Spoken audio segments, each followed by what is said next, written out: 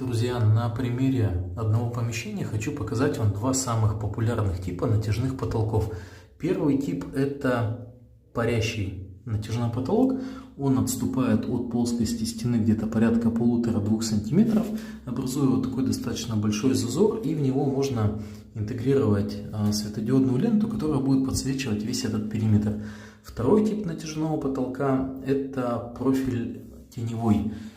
Он отступает от плоскости стены где-то 6 мм, и в него подсветку интегрировать нельзя. Он просто сам по себе образует такой теневой зазор по периметру всей стены, который смотрится довольно так современно.